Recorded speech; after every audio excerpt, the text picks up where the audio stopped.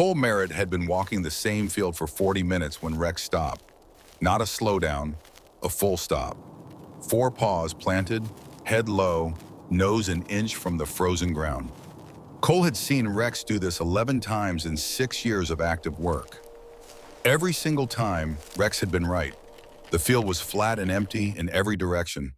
300 acres of dead winter grass outside Harlan, Kentucky.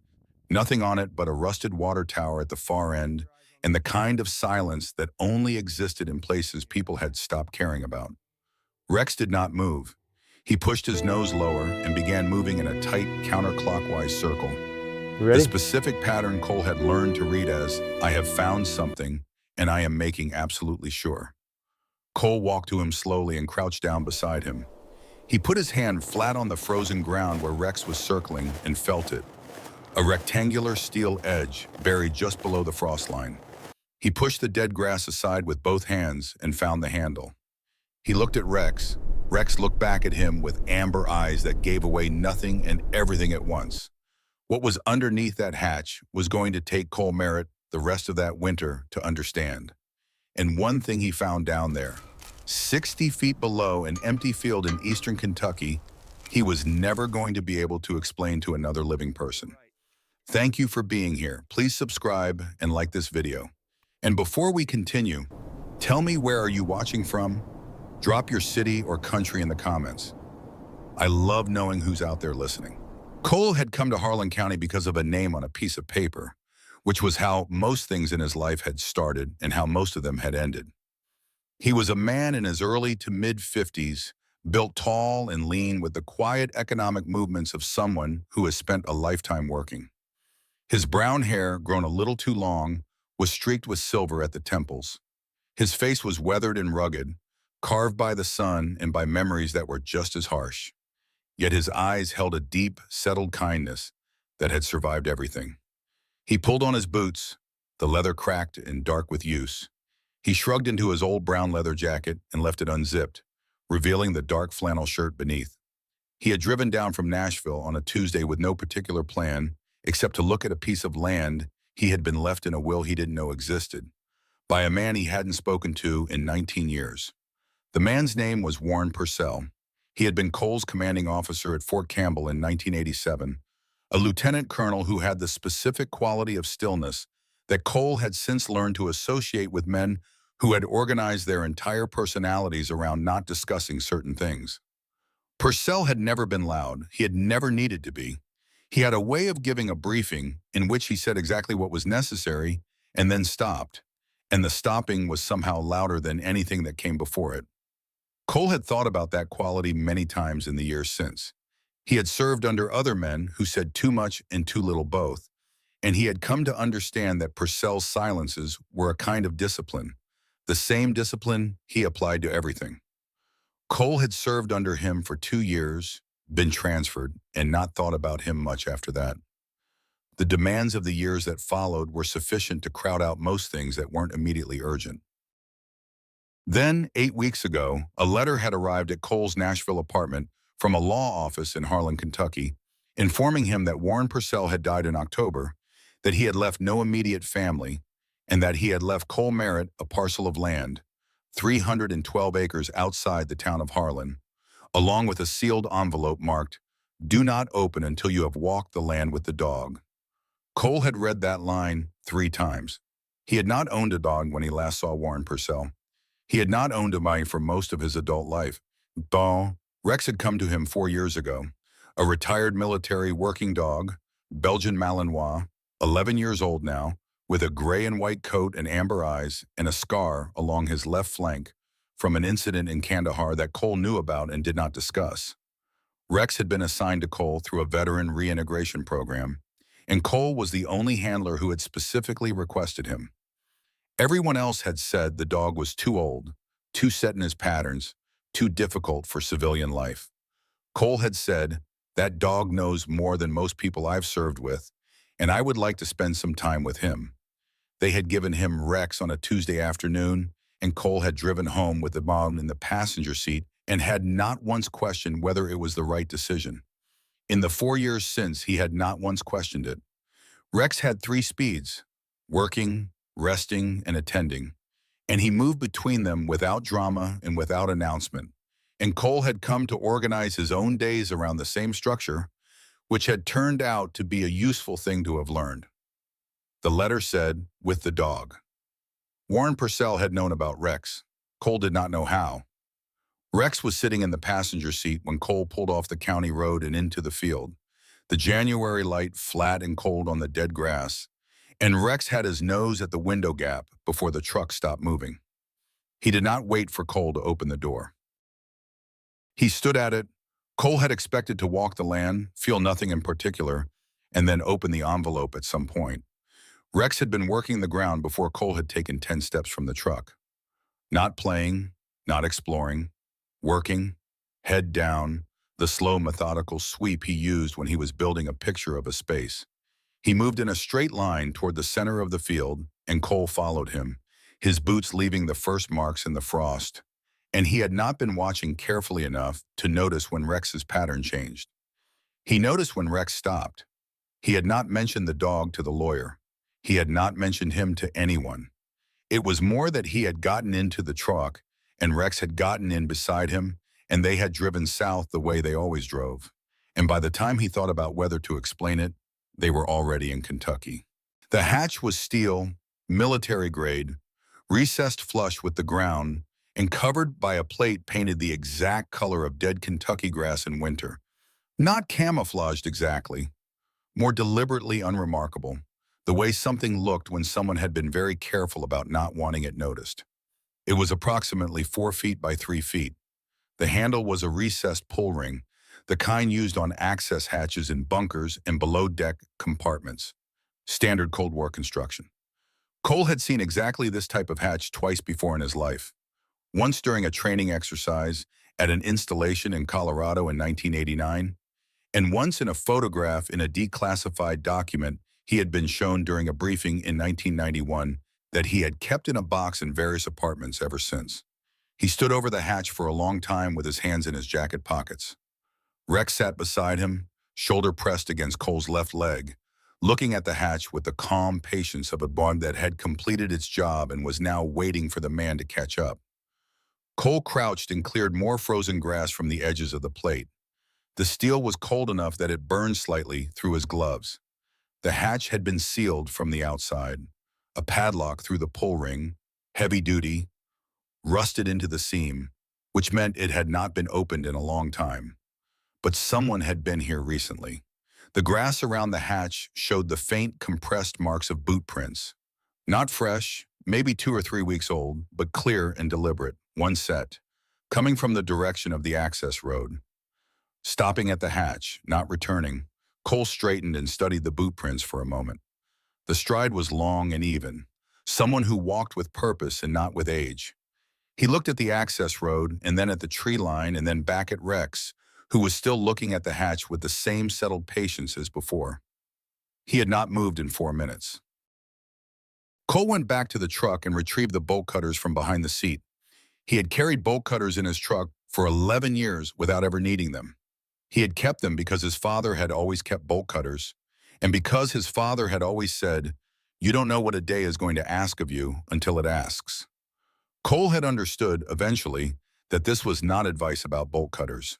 He walked back across the field with Rex falling into step beside him, 3 feet to his left, the way the dog always moved when they were heading towards something uncertain. The water tower was rust red against the white sky. The field was absolutely quiet. The frost cracked softly under Cole's boots with every step. He was 53 years old, and he had spent a significant portion of those years walking toward things that other people had decided not to walk toward, and he had learned not to think too hard about the reasons until he was already there. Rex stopped 3 feet from the hatch and looked at Cole. Just looked at him. He did not do anything else. He did not need to. The padlock came off in 2 cuts. Cole lifted the hatch on its counterbalanced hinges, heavy, designed to be operated by one person, and the smell that came up from below was cold and dry and metallic. Sealed underground space, concrete and stale air, and beneath it, machine oil. Not recent oil, old oil, the smell of machines that had been maintained for a long time and then stopped being maintained. Rex moved to the edge of the opening and put his nose over it and held position for nearly a full minute. Then he stepped back and sat, not refusing, waiting for Cole to go first. There was a steel ladder fixed to the concrete wall below the hatch, 10 rungs visible in the gray winter light before the darkness took over. Cole retrieved the heavy flashlight from the glove box, checked the batteries, and stood at the edge looking down. He counted 22 rungs before the beam found a concrete floor below, dry, flat, the specific density of poured military-grade construction. He went down first. Rex followed without hesitation, descending the ladder with the methodical care of a dog that had been in worse places and was not going to make a fuss about a ladder. At the bottom, Cole swept the flashlight in a full circle. The space was approximately 40 feet by 30 feet, 8-foot ceiling. Concrete on all 4 walls, floor, ceiling. The temperature was several degrees warmer than outside. The insulation had held for decades. Along the left wall, a row of steel equipment racks, empty except for dust, and 2 gray metal storage boxes that were padlocked. Along the right wall, a steel table bolted to the floor, a chair with a broken back, and what had been a communications console, circuit boards, cable connections, handset cradles, toggle switches, all of it dead and dark and decades removed from anything operational. The console had been built into the wall itself, which meant it was never designed to leave this room. Cole ran his hand along the edge of it. The dust came off in a gray layer that told him no one had touched it in years, possibly much longer. He counted the switches on the console. There were 9 of them, all in the down position. He did not touch them. He stood in front of the console for a long time and thought about what each of those 9 switches was connected to, and then he stopped thinking about it. The smell of machine oil was strongest here.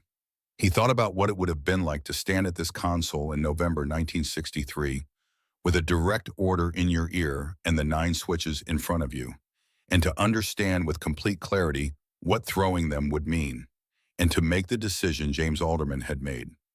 He stepped back from the console. The flashlight made long shadows across the concrete floor. Rex was watching him from near the equipment racks. Cole looked at the dog. The dog's ears were slightly forward, his head level. He was not anxious. He was attending. That was the quality Cole had understood in the first month with Rex. The dog did not treat some situations as important and others as not. He gave everything the same complete attention and let Cole decide which things mattered. Cole thought that was probably the quality Purcell had been looking for when he wrote the condition. Not just a dog that found the hatch. A dog that found it and then waited without needing to know why. Rex was at the map wall before Cole turned around. He was not sniffing it.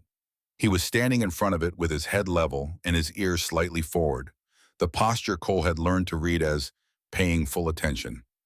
Cole went to stand beside him. The map was laminated, fixed to the concrete with steel bolts, a topographical map of the eastern United States, dated 1983. On it, in a grid pattern, were red circles, 31 of them.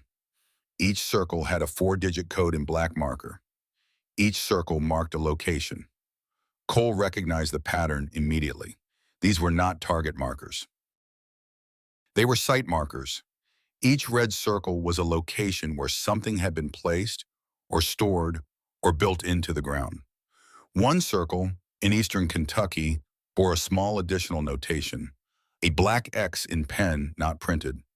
Beside the X, in handwriting Cole recognized from 2 years of briefing documents and duty rosters. Start here. WP Rex was pressed against Cole's left leg. Cole put his hand on the dog's head without looking down. He stood in front of the map without speaking for what might have been 5 minutes. He thought about Warren Purcell. He thought about 1983, which was 4 years before Cole arrived at Fort Campbell and 2 years before he joined the Army at all. Whatever this was, it had started long before Cole was part of it. That was the first thing he understood. He thought about the 30 other circles. He thought about 30 other drives, 30 other fields or buildings or pieces of land with something inside them or beneath them. He thought about the miles between each one. He thought about what a man looked like who spent 37 years doing this alone, driving to each location, collecting each file, building the picture, one folder at a time, and then looked around and found no one to give it to and kept going anyway because he had not found the right person yet. He thought about what that required. Then the smell changed, cold and sharp and mineral, the specific smell of wet concrete and diesel exhaust in the dry summer dust of a place that was not Kentucky and was not January. It was gone in less than a second. But for that fraction of a second, Cole was not in the bunker. He was standing at the entrance of a narrow passage in Kandahar in August 2006, the sun behind him and the dark ahead, and Rex frozen at point 6 feet in front of him, with his ears flat and his entire body absolutely still in the way that meant, there is something wrong in there, and I am completely certain of it. Cole had stood at that entrance for 4 seconds, long enough to know Rex was right, long enough to make the decision. They had gone in, Rex had led. What was inside had not been what either of them expected. Cole had gotten them both out. He had not gotten everyone out. He stood in the bunker in Harlan County, Kentucky, in January, and put his hand on Rex's head and felt the dog lean into it, just slightly, the small, warm pressure of him. He was back. The truck was in the field above them. He moved to the 2 padlocked storage boxes on the equipment rack and cut the first lock. Inside, manila folders, each labeled with a 4-digit code matching the circles on the map. He pulled the folder for the Eastern Kentucky X and opened it. 3 photographs. A hand-typed report on paper yellowed at the edges. A single index card with 2 sentences in Purcell's handwriting. He read the index card first. The man who built this refused the order. His name should be known. Cole looked at the photographs. The first, a construction photograph dated September 1962 on the back. Men in work clothes standing beside the open hatch, the field behind them, the water tower visible at the far end. The second, a portrait of a man in Army uniform, the insignia of a lieutenant colonel, a face Cole did not recognize. On the back, Lieutenant Colonel James R. Alderman. Refused direct order November 22, 1963. Declassified 2019. Never acknowledged. The third photograph was an image of a document, a single type page bearing a classification marking Cole recognized from his own service years, authorizing the activation of a specific site in eastern Kentucky. The site code matched the folder. The order had been signed by 3 men whose names Cole did not recognize. Below the signatures, in different typeface, a single line, order refused. Site stood down. Officer relieved of command. November 22, 1963, was the day John F. Kennedy was assassinated.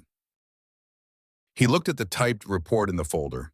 6 pages, single-spaced, on paper that had been preserved well in the dry air of the sealed room.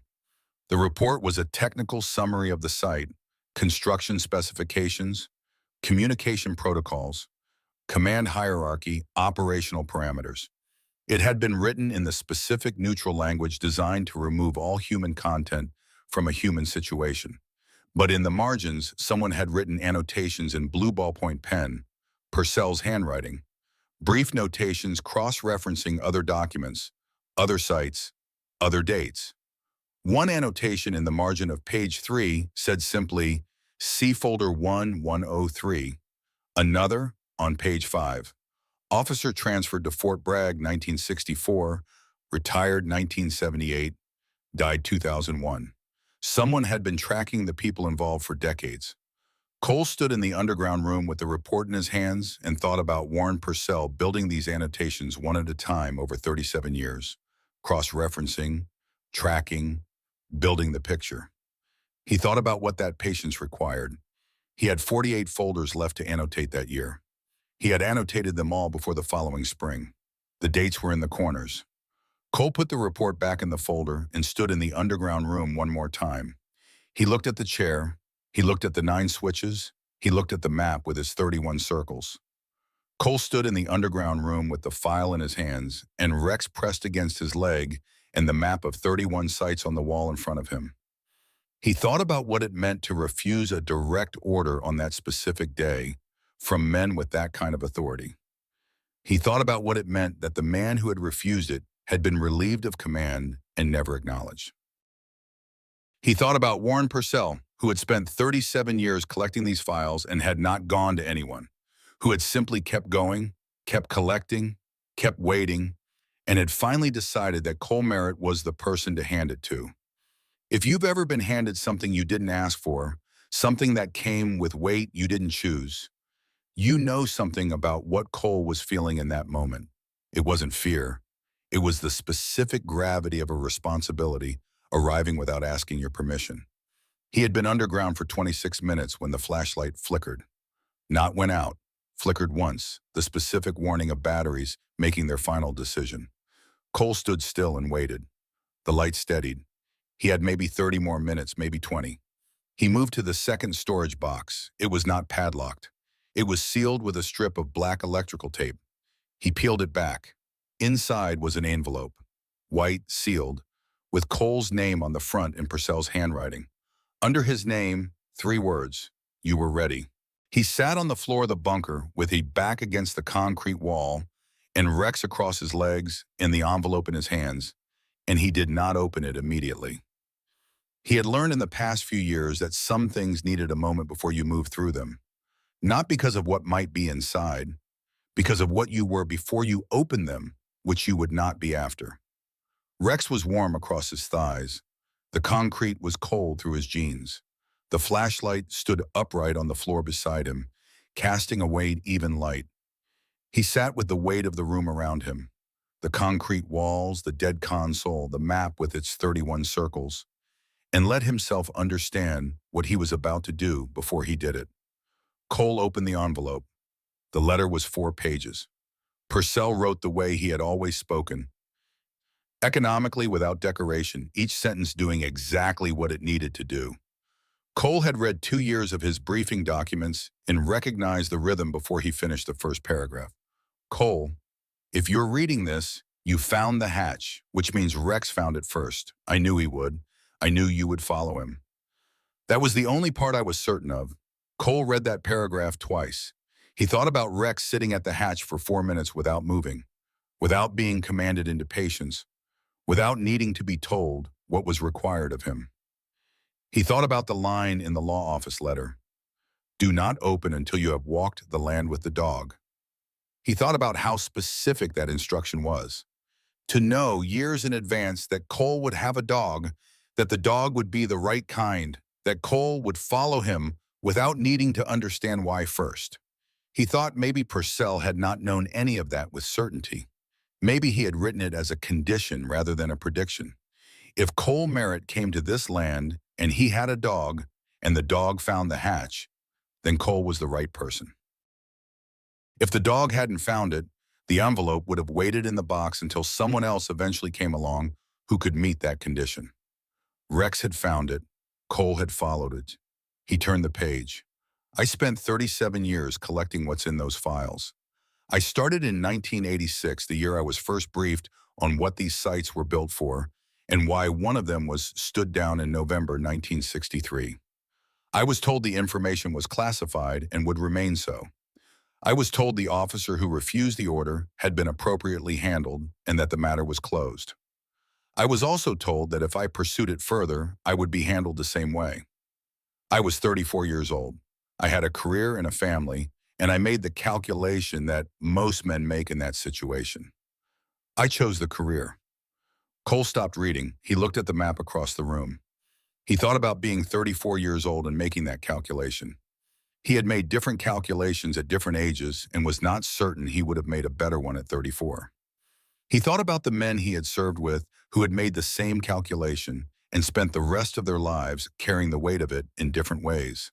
Some carried it quietly and it made them careful. Some carried it loudly and it made them angry. Some let it go because they had decided that carrying it was not the right use of whatever time they had. Purcell had carried it for 37 years and built something with it, which was the third kind and maybe the hardest, the kind that required you to hold the weight and keep moving at the same time for decades without resolution. He looked at the portrait photograph of James Alderman still in his hand, the man in uniform, the notation on the back, never acknowledged. He thought about what it cost a man to refuse that order on that specific day, with everything that day meant, with everything that came after. He thought about what it cost any man to do what he believed was right and understand at the same time that it would not be recognized, perhaps ever, that the record would show something different, and that the record was what most people would believe. He thought about the specific difference between doing the right thing and being known for it, and how most men needed both, and how some men could sustain only the first one. He thought Alderman must have been that kind of man. He picked the letter back up. I couldn't fix it when I was in. I couldn't fix it when I got out. I spent 20 years thinking I would find the right moment and the right person and the right leverage, and none of those things ever came together.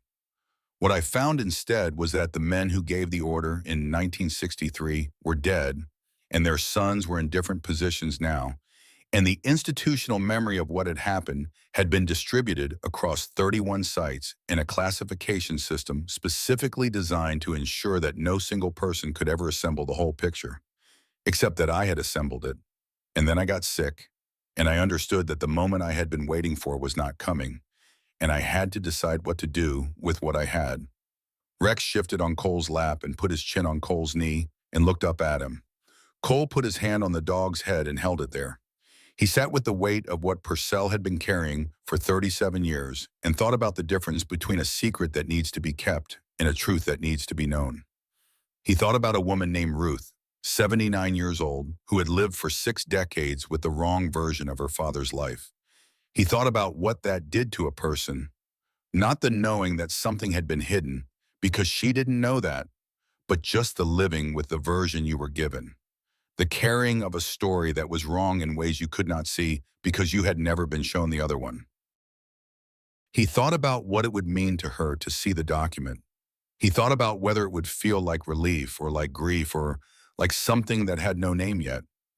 He thought it was probably all three at once and in a different order for different people, and that he would not know until he was standing at her door and she opened it. He thought about what you said in the first sentence. He had no idea what the first sentence was. The shape of the thing he knew. The first sentence he did not know yet.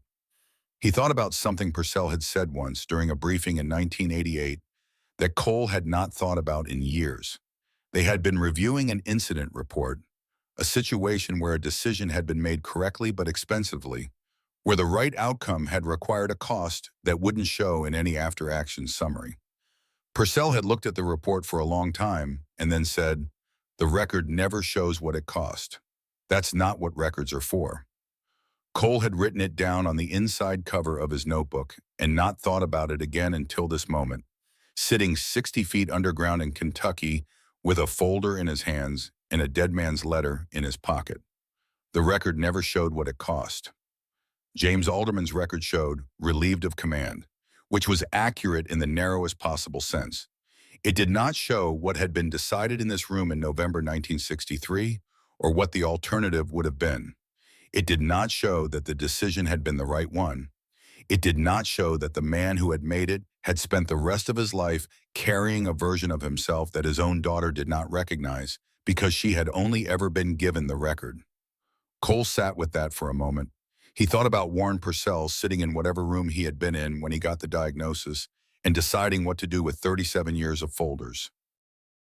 He thought about what it felt like to realize you had done the work and there was not enough time left to also do the delivery. He thought about the specific faith in specificity, the belief that if you were precise enough about what you were looking for, the right thing would find you. Rex was still warm across his legs. Rex pressed his nose briefly against Cole's wrist. One contact. Cole turned the final page. "I chose you for 3 reasons. First, you served under me, and I know what you're made of, and I know you don't quit. Second, you have no institutional connections that can be used as leverage against you. You're a private citizen with a retired military dog and no particular reason to stop. Third, and this is the reason I wrote the condition about the dog. The right person for this job is someone who understands what it means to follow something without needing to understand it first." Rex found the hatch. That means you're the right person. If he hadn't found it, someone else would eventually receive this letter. But he did. So it's you. There are 31 sites. This is the first. The others are in the folders. Addresses, contacts, property records. whatever I could locate over 37 years. Some will be straightforward, some will not. I don't know what you'll find at all of them. I know what I've found, it's in the files. Start with Alderman. His daughter is still alive. Her name is Ruth. She's 79 years old and she lives on Maple Creek Drive in Lexington. She doesn't know what her father did on November 22nd, 1963. She has believed for 60 years that he resigned in disgrace. She was 19 years old when it happened, and she has been living with the wrong version of her father's life ever since. Start there, W. P. Cole sat with the letter after he finished it. He did not reread it. He had understood it the first time. He folded it carefully along its original creases and put it back in the envelope. He put the envelope in his jacket pocket, against his chest. He thought about the question of kindness, that the question of whether it was kind was not the right question. The right question was whether the truth was owed. It was owed to James Alderman, who had refused the order and been relieved and never acknowledged. To Ruth, who had carried the wrong version for 60 years. He sat on the concrete floor without moving for another minute, just sitting in the cold quiet of the bunker with the map on the wall and Rex across his legs and 31 folders in the steel box beside him. The weight of 37 years of one man's work. Then he stood up. Rex stood with him. Cole took the storage box under one arm and the Alderman folder under the other and carried them up the ladder into the January light. He stood in the field, the dead grass, the flat white sky, the rust-red water tower at the far end of the property. He looked back at the open hatch. He thought about James Alderman, standing in this same field in September 1962, while the construction crew worked around him, not knowing what decision was 14 months away and what it would cost him, and that a man named Warren Purcell would spend 37 years making sure it was not simply lost to time. Cole closed the hatch. He did not relock it. He walked back to the truck. Rex was already at the door. He drove out of the field on the gravel access road and turned north on the county highway toward Lexington, with the storage box on the back seat and Rex in the front and the Alderman folder on the dashboard and 2 hours of January road ahead of him. He did not turn on the radio. The winter light was behind him. Rex put his head on Cole's shoulder briefly from the passenger seat, something he did on long drives, just the weight of it for a moment, and then back.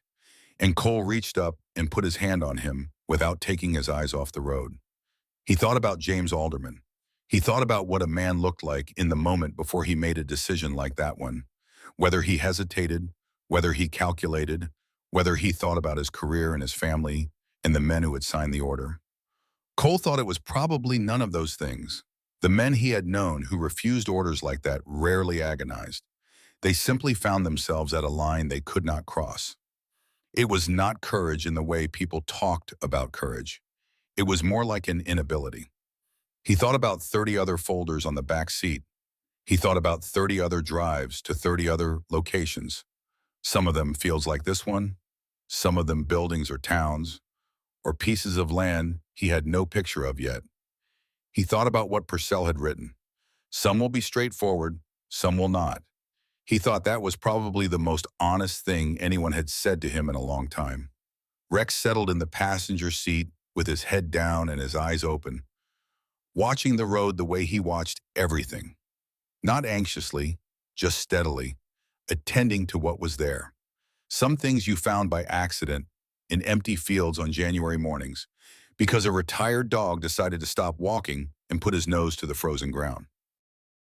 Some things had been waiting in the cold and the dark for a very long time, held there by one man who had made a decision that cost him everything, and kept alive by another man who had spent 37 years making sure the keeping of it would not be the final thing anyone knew. Cole Merritt drove north with 31 folders on the seat behind him and one name to start with, and he did not think about whether he was the right person for what came next. Rex had decided that. Cole thought that was probably enough. He thought about what Ruth Alderman had been told in 1963 and whether the person who had told her had known it was wrong or had simply passed on the version they were given. He thought about how stories became the truth through repetition, not factually true, but true in the way that the only version you had ever heard became the version that shaped everything after it. He thought about the 19-year-old Ruth sitting with her family and being told her father had resigned in disgrace. He thought about the versions of herself she might have built around that story over 60 years. He thought about the versions she might have told other people, friends, a husband, perhaps children, each telling making the wrong story more solid, more permanent, more impossible to revise. He was going to revise it. He thought about the first sentence again. He still did not know it. He had 2 hours to figure it out. Rex was asleep in the passenger seat now, his breathing slow and even, his gray and white coat rising and falling with it. Cole drove north through the bare January fields and the flat white sky, with Rex breathing beside him and 31 folders on the back seat and 2 hours of road still ahead. He never found out how Warren Purcell had known about the dog. He thought about it sometimes, in the months that followed, on the drives to the other 30 locations. He never arrived at an answer. He decided eventually that the answer did not matter. Rex had found it. That was enough.